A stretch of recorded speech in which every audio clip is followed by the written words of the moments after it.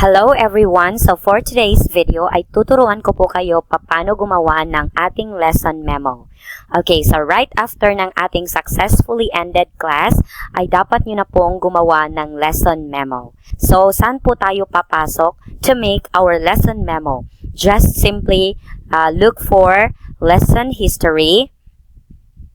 And then, of course, these are my list of students. So, as you can see here, yung 1300 to 1330 ko ay tapos na yung klase ko sa kanya. And then, this is also a mission class. So, you see the difference na naging blue na po itong mark student absent kasi tapos ko na po itong conduct na klase. Ito namang mga naka-black pa, yan, ay hindi ko pa yan tapos na klase kasi I have a break of 30 minutes kaya ginawa ko tong video na to. Okay, so since it is successfully conducted class, so click natin po yung undone, itong pink na undone, so that mapupunta tayo dun sa checklist. Okay, so as you click this, mayroong lalabas na please make sure that you have successfully conducted the lesson with this student before you proceed to post the lesson memo. Do you wish to continue? Kasi tinatanong ito for you to make sure na talagang successfully ended class po siya. Kailan po ba tayo pwedeng gumawa ng lesson memo? Number 1, syempre, kung 25th minute talaga natapos natin yung klase natin or more than 10 minutes yung naging teaching and learning, then pwede tayong gumawa ng lesson memo. Pero kung less than 10 minutes lang po yung klase natin sa kanila kasi nag-early leave yung bata, ay hindi po tayo pwedeng gumawa ng lesson memo. Rather, we will mark the student absent. Okay? So, let us just follow para po hindi po tayo magkaroon ng mga violations to 5.1 talk. Okay? So, let's proceed with yes. So, makikita na po natin dito yung lesson memo. Then, lesson details. So, make sure na ito talaga yung student na gagawan mo ng lesson memo. And then, part 1 of the lesson memo is improvement point based on the course content. So, here are the words in which pwede kang mag-click ng more than one. Pwede mo ngang i-click ito lahat kung gusto mong ipag-review yung bata nitong mga target words. Pero, the most advice dito is, yun lang kailangan niyang i-improve. So, for example, in my class today, so kailangan niyang i-improve yung paggamit niya ng women, tsaka woman, and also use of children, and the word cold. Yes, so 4 lang i-check ko. Pero kung minsan, kung hindi talaga naabot ng student yung mastery level ng words, ay kiniklik ko yan lahat. In the sentence, you need to click, of course, one. So, one sentence lang naman ang nandito. So, i-click nyo po siya kasi hindi po pwedeng na wala kayong i-click. Pero may mga lesson memo na walang nakalagay na sentence because they are still more on words and letter identification. Now, let's go to part 2. Dito naman sa part 2, this is students' mastery of language skills. It is divided into 4. We have listening, speaking, reading, and pronunciation. So, sa atin dito, we have 4 macro skills in English.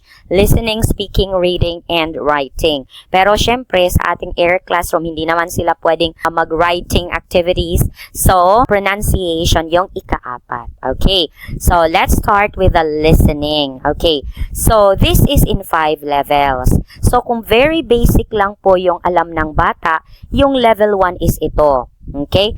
Can understand very basic greetings, words, and instructions. So, more likely, nagmimimic pa yung bata at saka follow lang siya sa kanyang teacher. Okay? The next level is can understand simple sentences, instructions, expressions related to familiar topics. So, merong level 2 na siya. Medyo marunong na yung bata.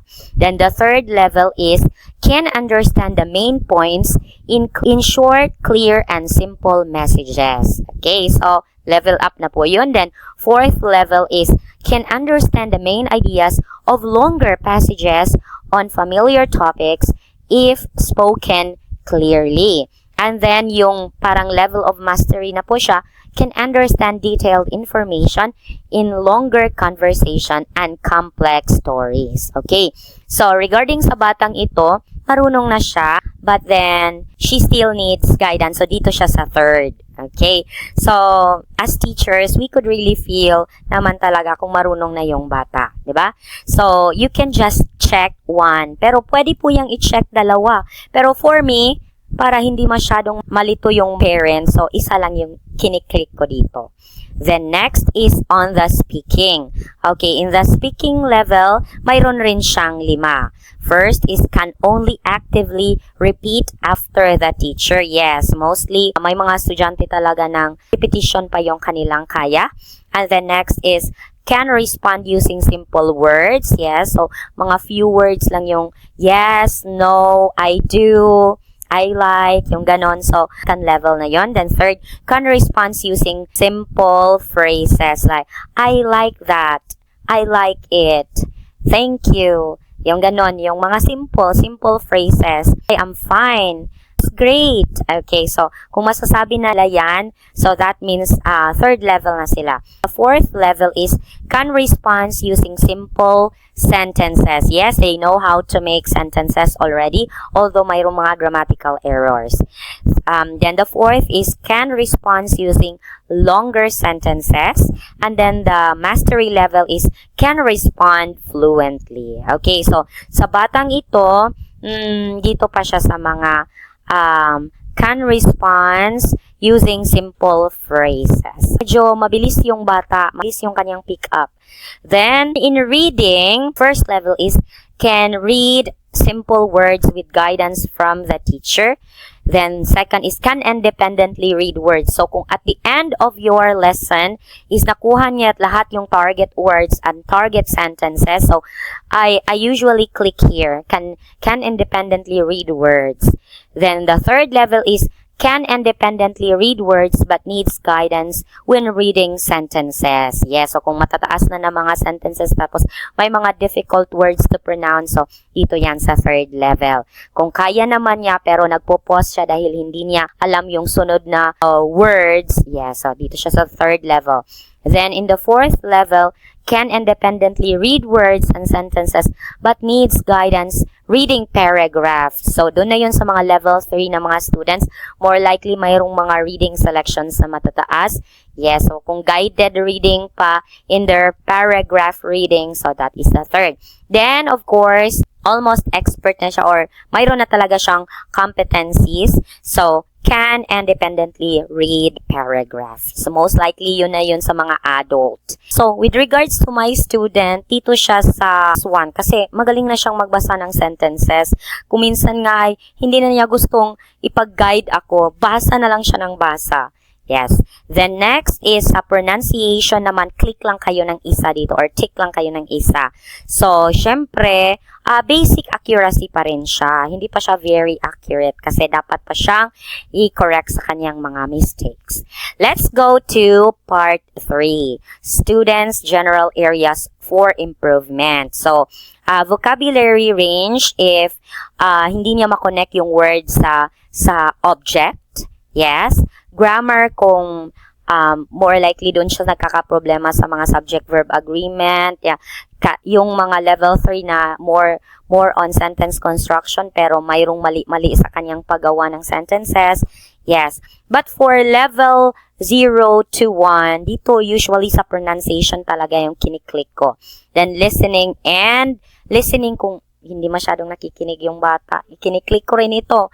Tapos, yung fluency, if at the level of the student, kulang na lang niya is fluency, then you can click this fluency. So, for me, dito muna siya sa pronunciation and fluency. You can check to here. In student engagement naman, so dito yung participation na ng bata. So, if distracted yung bata, hindi nakikinig, if attentive naman siya, click nyo yan, very attentive. Tapos, 100% yung kanyang attention, fully committed.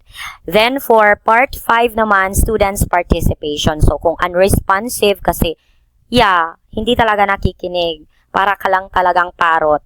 Yes. And then, somewhat active, kuminsan nakikinig, kuminsan hindi. Then, responsive, then attentive, then pinaka 100% niya is enthusiastic kasi kahit wala yung parent, napaka-lively, napaka-active, talagang independent learning na siya. So for me, I would click very attentive here and enthusiastic here kasi napakabibo nung batang yon. Yes. And then, in part number 6 is general evaluation. So ito na yung B kung talagang nahihirapan siya sa kanyang level. B plus kung mayroon siyang mga maraming difficulties pa. B minus kung medyo average na yung alam niya. Kulang na lang ng practices and more drilling and repetition. A kung almost okay na siya. Kung okay na okay talaga, dito na kayo sa A+. Okay, so for me, yung bata ay nandun pa rin siya sa A. Kasi magaling yung bata. Kulang lang siya sa mga pronunciation. Yes. Okay, so if everything is ready, fine, and good to submit, then you can click submit. Okay, so yan, na-submit na po natin siya. Tapos, kung titignan nyo dito, nawala na siya. Yan, nawala na. So, dito na siya napunta sa other lessons kasi tapos nyo na po siyang ma-post na lesson memo. Now, for example, mayroon kayong gustong ulitin. So, you can just click this, posted, okay? Tapos, mapupunta kayo sa bago-bago nyo palang ginawa na lesson memo. And then, you can see na yung rate nyo kanina is green na po siya. Nakalagay na green. So, if you want to modify it, then you can re-click some or add some. Okay? After you modify, then click submit.